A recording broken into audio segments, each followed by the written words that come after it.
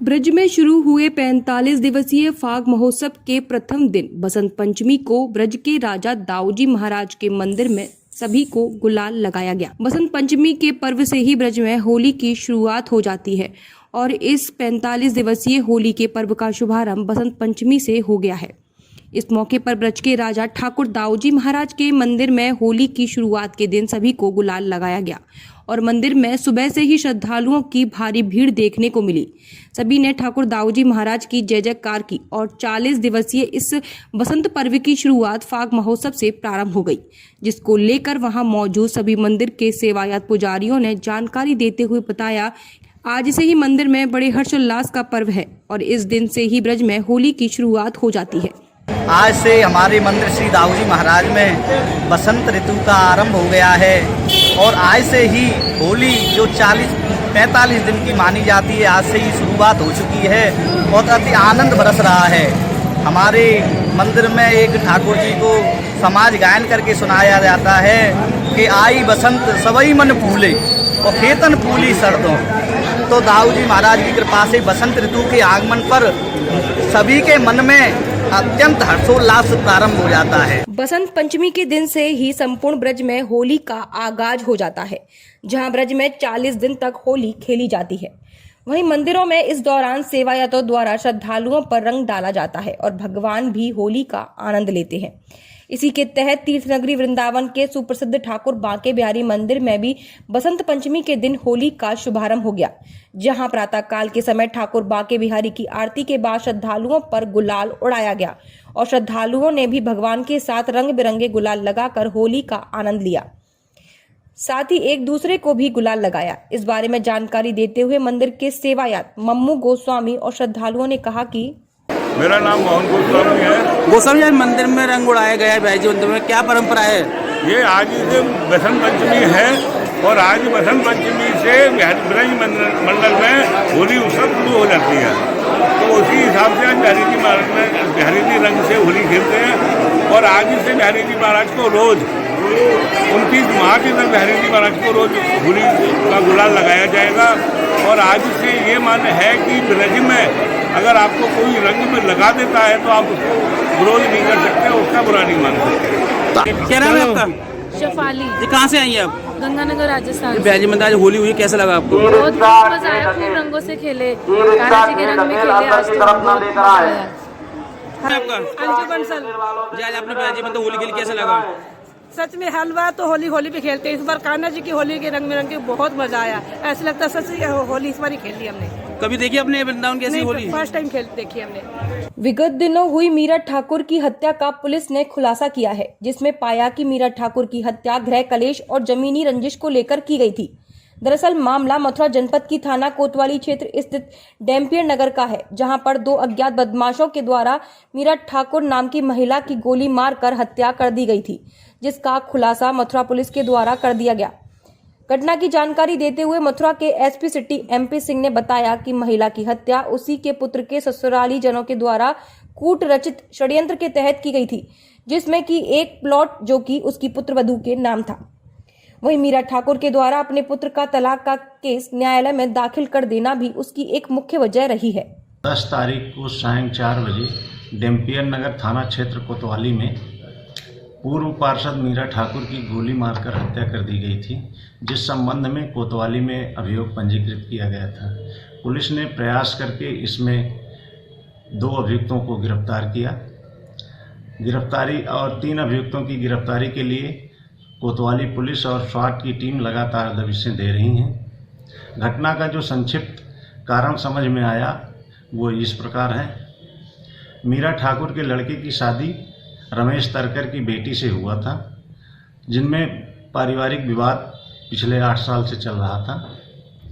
10 दिन पहले इस घटना के मुख्य अभियुक्त दीवान सिंह को ये जानकारी हुई कि मीरा ठाकुर ने मेरी बहन से तलाक के लिए मुकदमा दायर कर रखा है और उसने इस जानकारी के बाद कि मेरी बहन को अब वो लोग छोड़ देंगे, उसने ये योजना बनाई। इनके बीच में चौमुहा पर एक प्लाट को लेकर भी विवाद है, जो कि दीवान सिंह की बहन के नाम ही उस प्लाट का रजिस्ट्री है। मीरा ठाकुर लगातार दबाव बना रही थी कि वो भूमि इनके नाम वापस आ जाए। इन सब को लेकर 10 तारीख को अपने 5 अन्य साथियों के साथ दीवान सिंह ने ये घटना कारित की। मथुरा थाना कोतवाली क्षेत्र के चौकी कृष्णा नगर इलाके में उस समय हंगामा खड़ा हो गया जब दरोगा की दबंगई से परेशान दुकानदारों द्वारा कृष्णा नगर के मेन बाजार में जाम लगा दिया गया और स्थानीय दुकानदारों द्वारा पुलिस प्रशासन के खिलाफ विरोध प्रदर्शन मुर्दाबाद के नारे लगाकर जमकर नाराजगी जाहिर की। इस दौरान धरना दे रहे दुकानदारों द्वारा जानकारी देते हुए बताया गया कि चौकी कृष्णा नगर इंचार्ज द्वारा आए दिन यहां के दुकानदारों के साथ अभद्र व्यवहार किया जाता है। वहीं चौकी प्रभारी द्वारा दुकान में अधिक भीड़ को देख किसी भी दुकानदार के साथ मारपीट की जाती है और ये सिलसिला कई दिनों से बदस्तूर चल रहा है। चौकी इंचार्ज का आतंक इस कदर व्याप्त है कि वे किसी भी व्यापारी के साथ बदसलूकी करने से बाज नहीं आते हैं। इसी क्रम में चौकी प्रभारी द्वारा कृष्णा नगर के प्रतिष्ठित मिष्ठान भंडार के दुकानदार को जबरन चौकी ले जाकर बैठा लिया गया, जिसके बाद स्थानीय दुकानदारों में आक्रोश व्याप्त हो गया और चौकी प्रभारी के खिलाफ दुकानदारों ने मोर्चा खोल जाम लगा दिया। दुकानदारों द्वारा लगाए गए जाम के कारण भूतेश्वर से गोवर्धन चौराहे पर आने वाले मार्ग पूरी तरह बंद हो गए। वहीं दोनों ओर वाहनों की लंबी लंबी कतारें लग गईं, जिस वजह से वाहनों में फंसे राहगीरों को भी काफी दिक्कतों का सामना करना पड़ गया। वहीं जाम की सूचना पाकर सीओ सिटी वरुण कुमार मौके पर पहुंच गए, जहां उन्होंने दुकानदारों को समझाने का प्रयास किया, लेकिन दुकानदार चौकी प्रभारी को निलंबित करने की मांग पर अड़े रहे। घंटों के बाद पुलिस द्वारा दिए गए आश्वासन के चलते दुकानदारों द्वारा जाम खोल दिया गया। क्या नाम है? मेरा नाम मोहनलाल अग्रवाल है। तबीयत खराब है और मेरे को जो है धक्का मुक्की की है, मेरे भतीजे को धक्का मुक्की की है। उसमें भतीजे की वीडियो रील है दुकान पे और जो कहते हैं यहाँ मोटरसाइकिल को खड़ी है, मेरा चौकीदार खड़ा हुआ है। कचौड़ी की दुकान है साहब, उसमें भीड़ होगी, भीड़ तो होती है। एक कचौड़ी खाने वाला आएगा तो भीड़ होगी, 2 कचौड़ी खाने वाला आएगा तो भीड़ होगी। किसने मारपीट की? ऐसो है साहब, राकेश यादव। क्या नाम है उनका? चौकी इंचार्ज है साहब। अब क्या चाहते हैं आप?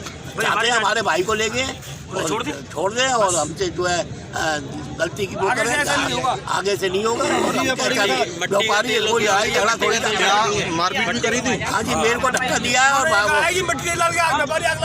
मेरा छोटा भतीजा है, उसके साथ में वो कैमरा लगा हुआ है, उसमें देख लीजिए धक्का मुक्की की है कि नहीं की। मैं झूठ बोल रहा हूँ तो मेरी मत मानिए बात में। धक्का मुक्की देख लीजिए, कैमरा में लगा हुआ है, धक्का मुक्की की है कि नहीं की। आते ही धक्का मुक्की की है उसको, जिन्हें ले गए और छोटा भाई को ले गए, मेरे को भतीजे को। क्या नाम है उनका?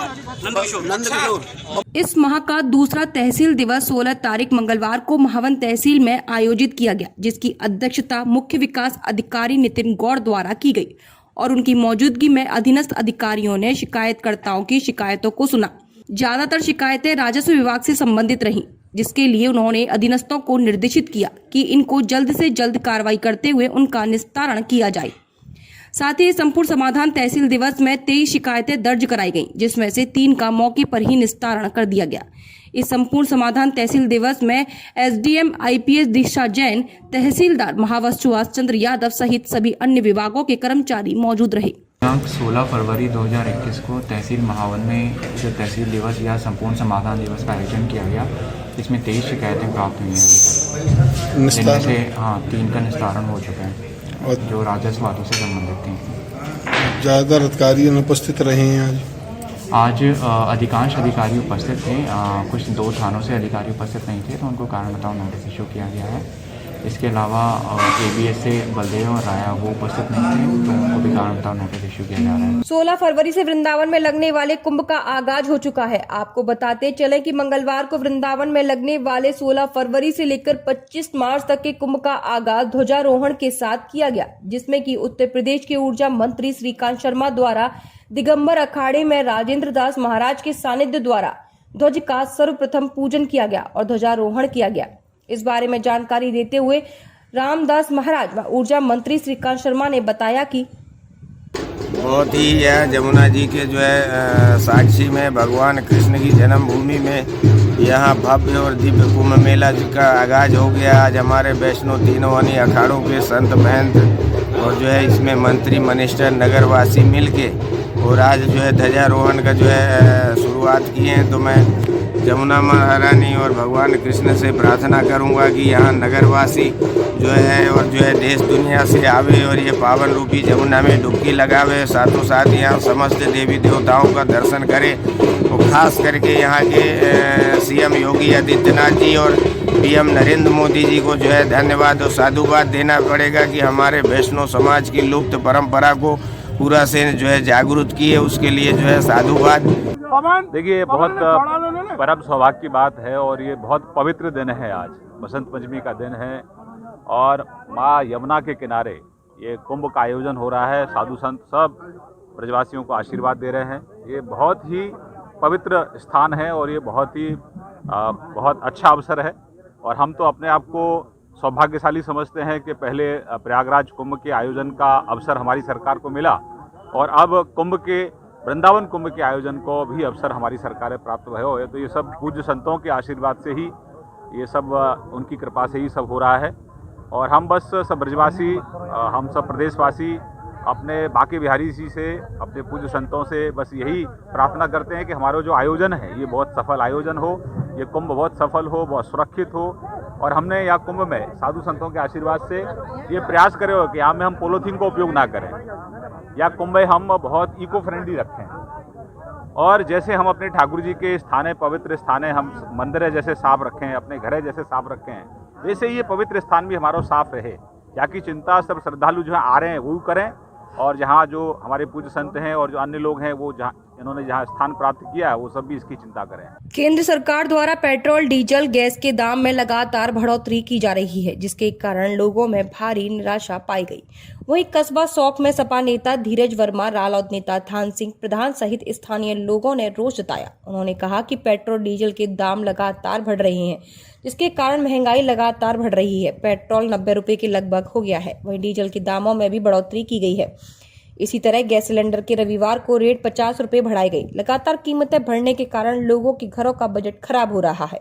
उन्होंने कहा कि केंद्र सरकार पेट्रोल, डीजल व गैस की कीमतों पर नियंत्रण करे। केंद्र सरकार ने सभी वस्तुओं को जीएसटी के दायरे में लिया है, तो पेट्रोल, डीजल, गैस को जीएसटी में क्यों नहीं लिया गया? उसके बारे में सबसे पहले मैं शुरुआत करता हूँ। अब की बार मोदी सरकार बहुत हुई डीजल पेट्रोल की मार, इस वायदे को लेकर भारतीय जनता पार्टी ने अपनी सरकार बनाने की शुरुआत की थी और उसके बाद आज ये स्थिति आ रही है 6 साल में कि जनवरी 2021 में 10 बार डीजल पेट्रोल बढ़ा है और फरवरी में 9 बार डीजल पेट्रोल बढ़ा है और डीजल पेट्रोल बढ़ने के साथ फरवरी अभी लास्ट भी नहीं हुआ है फरवरी का, उसमें 9 बार बढ़ा है। ये स्थिति कहाँ तक ले जाएंगे? ये सारी जो स्थितियाँ हैं वो जनता पर पड़ रही हैं, जनता की जेब से पैसा जा रहा है, जनता परेशान है। पर स्थिति ये है, सब्सिडी गैस की ख़त्म कर दी, 50 रुपये गैस पे बढ़ा। नहीं, ये सरकार ने जो दाम बढ़ाए हैं ये डीजल पे, पेट्रोल पे, रसोई गैस पे, जनता में इसके प्रति भारी रोष है और इतना रोष है कि जनता ये चाहती है कि ये बढ़ी हुई कीमतें तुरंत वापस अगर नहीं ली गई तो और बड़ा जन आंदोलन इसके खिलाफ किया जाएगा। बरसाना के गांव संकेत में संकेत वासियों ने मिलकर शोभा यात्रा निकाली, जिसमें मुख्य अतिथि जयप्रकाश त्यागी तथा विशिष्ट अतिथि डॉक्टर अश्विनी कुमार गोयल कार्यक्रम में मौजूद रहे। वहीं पर जयप्रकाश त्यागी ने बताया कि जब वह संकेत में 5 साल पहले आया तो उनके पास कुछ भी नहीं था। आज संकेत गांव वासियों के स्नेह से बहुत प्यार तथा सम्मान मिला है और उन्होंने संकेत गांव को गोद भी ले लिया है तथा ब्रज क्षेत्र में गौ सेवा, संत सेवा और राम मंदिर के लिए तथा पश्चिम बंगाल की गौ सेवा के लिए 11 लाख रुपए की राशि भेंट की तथा जयप्रकाश त्यागी ब्रज क्षेत्र में गौ सेवा करते रहते हैं। बहुत भव्य स्वागत किया है, तो इसको लेकर ग्रामवासियों के लिए आप क्या कुछ कहेंगे? राधे राधे। देखिए, हम संकेत में आज से 5 साल पहले आए थे और बिल्कुल महंगे आए थे यहाँ पर। संकेत वासियों के सहयोग से मतलब आज के आर्यस ग्रुप को सब जानते हैं और ये संकेत का इसमें बहुत बड़ा सहयोग है। इसमें जयपाल प्रधान जी, प्रीतम प्रधान जी, राजेंद्र जी, समस्त संकेत वासियों ने मतलब इतना प्यार दिया कि आज हम भी संकेत वासी हो गए। बसंत पंचमी के अवसर पर तीर्थ नगरी वृंदावन में मंगलवार को यज्ञोपवित्र बट्टुक महाराज का कार्यक्रम आयोजित किया गया, जिसमें चंद्र आनंद कुंज बिहारी ट्रस्ट द्वारा मंगलवार को बिहारी जी मंदिर के सभी 41 बच्चों को यज्ञोपवित पूजन किया गया। साथ ही हवन का भी आयोजन हुआ। कार्यक्रम के बारे में जानकारी देते हुए ज्ञानानंद गोस्वामी ने कहा कि बसंत पंचमी के अवसर पर यज्ञोपवीत पूजन किया जाता है, जिसमें कि बच्चों को भारत की हिंदू संस्कृति के बारे में भी बताया जाता है और इसे विद्यमान रखा जाता है। इस बारे में जानकारी देते हुए ज्ञानेंद्र गोस्वामी ने कहा कि आज के दिन जो है बसंत पंचमी पर बटुक लोगों का, ब्राह्मण लोगों का जो है निःशुल्क यज्ञोपवीत संस्कार अपनी संस्था चंद्र आनंद निकुंज बिहारी चैरिटेबल ट्रस्ट, विमला देवी वैदिक संस्थान के आचार्यों द्वारा और गुरु लोगों के द्वारा इन बच्चों का जो है यहाँ पर यज्ञोपवीत संस्कार कराया गया है। क्या उद्देश्य रहता है कराने का? इससे अपने सनातन वैष्णव धर्म की जो है बढ़ोतरी का है, जो अपनी परंपरा है उसको उजागर करने के लिए है और इससे ब्राह्मण जो है वो यज्ञ करने का, वेद पढ़ने का अधिकारी होता है। ये आदि समय से चला आ रहा है, आदि काल से, आज से नहीं। इसको सीखने के लिए इसको यज्ञोपवीत को वैश्य, आपके क्षत्रिय और ब्राह्मण तीनों वर्ण के अंतर्गत में यज्ञोपवीत संस्कार होता। भाजपा के राष्ट्रीय महासचिव और राज्यसभा के सांसद अरुण सिंह आज वृंदावन पहुंचे, जहां उन्होंने कुंभ स्थल पर आसंतों से मुलाकात करते हुए अखाड़ों के ध्वजारोहण में भाग लिया। जिसके बाद उन्होंने मीडिया से बात करते हुए कहा कि यहां कुंभ पूर्व बैठक में आकर बहुत अच्छा लगा है, जिसमें आज इनके अखाड़ों में जाकर संतों से भेंट की और यहां पर इस बैठक को भी भव्य बनाया जा रहा है।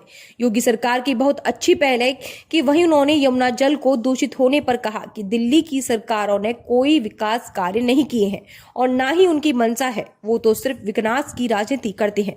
जिसके बाद उन्होंने प्रियंका गांधी पर बोलते हुए कहा कि विपक्ष सिर्फ किसानों के साथ धोखा कर रहा है।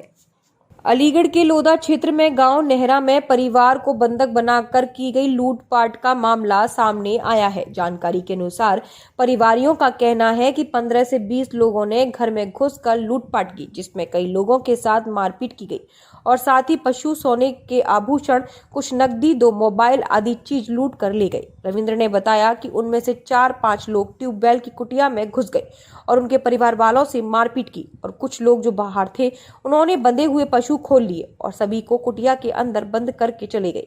उनमें से कुछ लोग तब तक वहां रहे जब तक शातिरों की पूरी टीम वहां से दूर नहीं पहुंची। इस मामले में क्षेत्राधिकारी करमवीर सिंह का कहना है कि नेहरा गांव में रात्रि में पुलिस को भैंस चोरी की सूचना मिली है, जिसमें 5 भैंस 3 कटिया चोरी हुई थी और जिसको स्थानीय पुलिस, लोधा पुलिस के द्वारा क्षेत्र में कॉम्बिंग की गई और गांव की जनता के द्वारा भी कॉम्बिंग की गई, जिसमें 5 भैंस और 2 कटिया बरामद कर ली गई जंगल क्षेत्र से ही और अभियुक्त भाग गए थे और इसमें मुकदमा पंजीकृत किया जा रहा है और जल्द से जल्द अभियुक्तों को गिरफ्तार किया जाएगा। अलीगढ़ में सासनी गेट मुख्य चौराहे पर देश की राजधानी दिल्ली के मंगोलपुरी में बजरंग दल कार्यकर्ता रिंकू शर्मा की घर में घुसकर जिहादियों द्वारा की गई नृशंस हत्या से आक्रोशित अलीगढ़ महानगर के सैकड़ों युवाओं ने एवं सामाजिक संगठनों ने अलीगढ़ के महानगर अध्यक्ष अंकित वार्ष्णेय के नेतृत्व में मोमबत्तियां जलाकर महानगर के सासनी गेट चौराहे के चारों ओर श्रृंखलाबद्ध खड़े होकर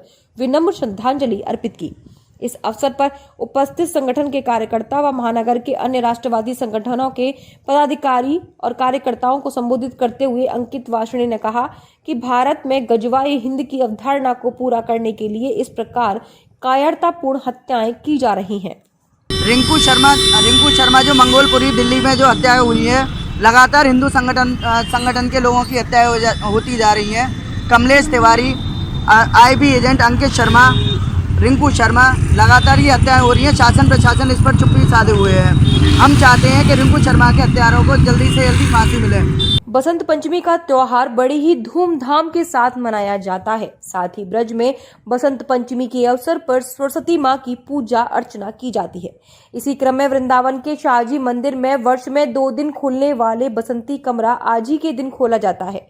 वहीं इस मंदिर के अंदर की गई सजावट को देखने के लिए बाहर से श्रद्धालु आते हैं। जब मंगलवार को बसंत पंचमी के अवसर पर मंदिर के द्वार खोले गए तो श्रद्धालु एक कर मंदिर के अंदर दर्शन करते हुए चल रहे थे। साथ ही मंदिर में हो रही रंग बिरंगी लाइट की सजावट देख भक्त लोग प्रसन्न हो रहे थे। इस बारे में बताते हुए मंदिर के सेवायत प्रशांत कुमार ने कहा कि आज बसंत पंचमी का उत्सव बड़े ही धूमधाम से मनाया जा रहा है। आज श्री जी महाराज बसंती कमरे में दर्शनार्थियों को दर्शन दे रहे हैं। इस मंदिर का निर्माण सन 1860 में प्रारंभ हुआ था। बसंत पंचमी के दिन इसकी नींव रखी गई थी व सन 1868 में बसंत पंचमी के दिन इस मंदिर की प्राण प्रतिष्ठा हुई थी। अतः पाटोत्सव के रूप में प्रतिवर्ष बसंत पंचमी को श्री जी महाराज बसंती कमरे में श्रद्धालुओं को दर्शन देते हैं। इसमें क्या क्या, जैसे कि ये साल में कब तक खुलते हैं? साल में 2 दिन बसंत पंचमी पर व 1 दिन श्रावण मास की त्रयोदशी पे ठाकुर जी का स्वर्ण हिंडोला पड़ता है, तब ठाकुर जी दर्शनार्थी को दर्शन देते हैं।